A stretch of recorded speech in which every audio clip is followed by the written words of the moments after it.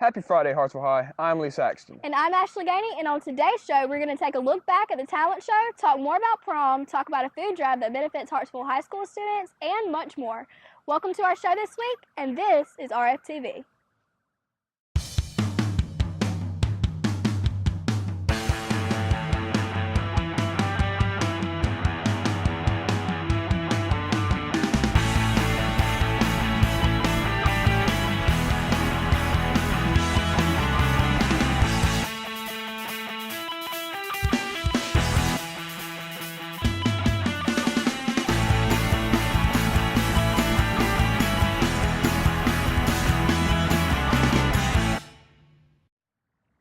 Last Friday, Hartsville High School students and faculty showed off their talents during second block. There were definitely a lot of unique and interesting acts. Some were even jaw-dropping. Here's Sarah with a short recap. Hey y'all, Nate Shane here doing a recap on the talent show, hosted by Don Clark and Lofton Jones and sponsored by SGA. It was last Friday and located in the arena. SGA officials thought it was a great idea to host a talent show to show all of Hartsville High School's great talent. And I don't mean to play it, but this is R-rated. Well, Ray Bomb, a little too loud and a little too proud, and I'm way too stubborn. And now I ain't southern, but it doesn't really matter because I'm making it.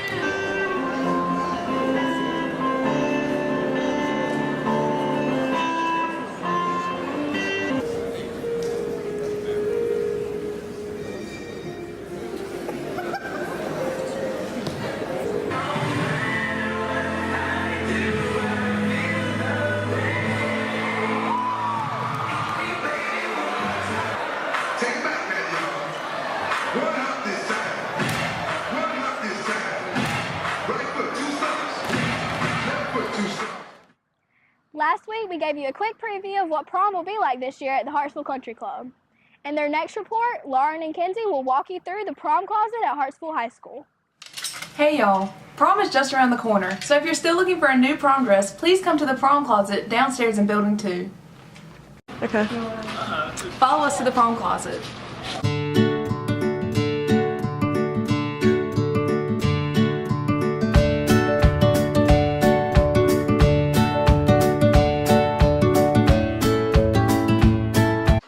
So, Ms. Waldrop, how did the prom closet come to be? I think there was a need that was seen in the past. When I got here 6 years ago, it was really already in place.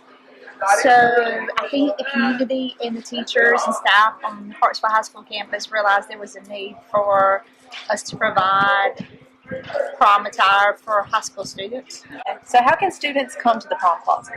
If they'll just speak to one of their teachers or their guidance counselor, those people will get in contact with me and make a referral or send me a note or email, and then I'll set up a time that the students can come over and tour and check out the prom closet.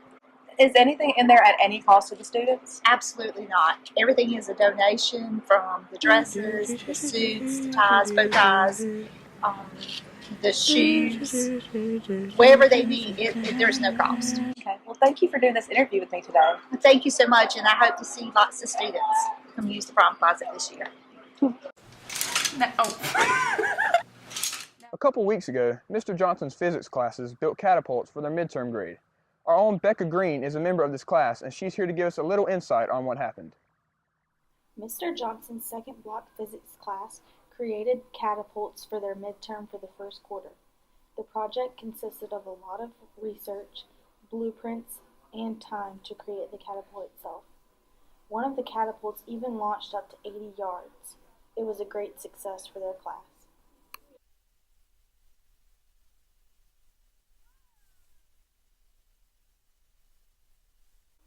I interviewed Carson Andrews to talk a little bit about the catapult. He said, "You can have a lot of force to project an object. It took 3 days to build it." Now, here's sports with Jacob. Thanks, Lee. I'm Jacob Thompson reporting from the cage. Spring sports had a busy last couple of days with games being rescheduled due to weather. On Wednesday, baseball and JV and varsity softball all defeated Marlboro County. Also on Wednesday, the boys varsity soccer team won a hard-fought road match versus Wilson High School. Andrew Chapman scored in the 27th minute off an assist from John Burr. I also scored in the 61st minute on an assist from Lacey Josie. Zach Farmer had 3 saves on 4 shots on goal for the shutout. Will Guthrie, Jacob Moy, Chase Elsesser, and Connor McConkey held down the defensive back line and limited the Tigers' chances all night to preserve the clean sheet. The boys are now 15-2 overall and 6-1 in conference play. Each spring sport also played yesterday, but the results were not known at the time of filming this show. I mentioned Lacey Josie earlier on assisting me in my score, which is perfect timing because he's the RFTV Student Athlete of the Month. Here's Lee with more. All right, I'm here with Lacey Josie, one of the forwards with the soccer team. He played football in the fall and now is playing soccer in the spring. And so, Lacey, how do you think you transitioned from football to soccer? Well, I do have 6 goals, 2 assists, and I think I'm doing well. I'm gonna make a good impact to the team further as well. Sounds good, man. Now, how do you feel knowing that you got Student Athlete of the Month for March? I feel honored, blessed, trying to make my family happy and keep making a good impact to the team. That sounds good, man. Is there anything else you'd like to say? Go Red Foxes. Remember that any home spring sports event is free with your HHS student ID. I'll bring you more on sports next week. Reporting from the cage, I'm Jacob Thompson. If you follow HHS Paw Prints on social media like our Snapchat page, you've probably saw that we had an interesting start to our week. Many of us in journalism attended the SC-SBA conference at USC. Take a look at how our day went. On Monday, April 1st, the HHS Paw Prints and RFTV staff attended the SC-SBA Spring Conference at the University of South Carolina. We attended 3 informational classes taught by U of SC School of Journalism and Mass Communications professors such as Dr. Carmen May. Other classes were taught by leaders of other schools' broadcast and journalism programs, and we got lots of inspiration from schools such as Wando. During the awards ceremony, Monday Mashup was awarded a Merit Award and RFTV was awarded an Honor Award. The journalism classes will attend and compete again at the SC-SBA conference next fall. R2I, the Ready to Interact Club, is a service organization that any of you can join. Their current project is collecting food for the less fortunate. Some of your teachers might even be offering you incentives for donating. Here's Caroline and Isoon with more. Hey everyone, my name is Caroline Warren and I'm reporting for RFTV. We have here the R2I officers. What are y'all's different positions in R2I? Well, my name is Sarah Hillian and I'm the president of R2I. My name is Tyler Dolfer and I'm the vice president of R2I. My name is Jenny Powell and I'm your co-secretary. I'm Aaliyah Graham and I'm also co-secretary. My name is Jessica Lucas and I'm the treasurer. Now, why did y'all decide to start up R2I? Well, R2I, or Ready to Interact, is a service organization club that comes up with creative ways to help improve our school and our community. So why did you guys decide to join R2I? I saw that it was important to help out our own students, and I feel like having a hand in like what goes on with our student body would be very impactful. Going along with what Aaliyah said, it really gives us a chance to be hands-on inside our community and our school student body. So what are the responsibilities for an R2I officer? So basically this is a student-ran organization where we, the officers and students in the club, come up with projects to do for the community and the school throughout like the school year. Why did y'all decide to start up the donation drive? We were also working with Coker and Actis, and we saw that there was a need for our students and that it can help out our school with the Hartsville High School food pantry, and yeah. What kind of donations can y'all take? Non-perishable items.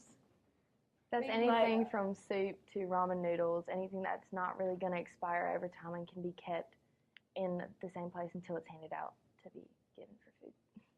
And starting Monday, April 8th, students can bring non-perishable items to their first period classes, and whoever brings in the most cans to their first period classes will win breakfast.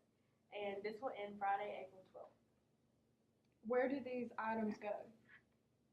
You send most of your items to your first year classes, like I said, and then you can also turn them into Ms. Cranford, Mr. Sanders, or Ms. Berghorn in the gym.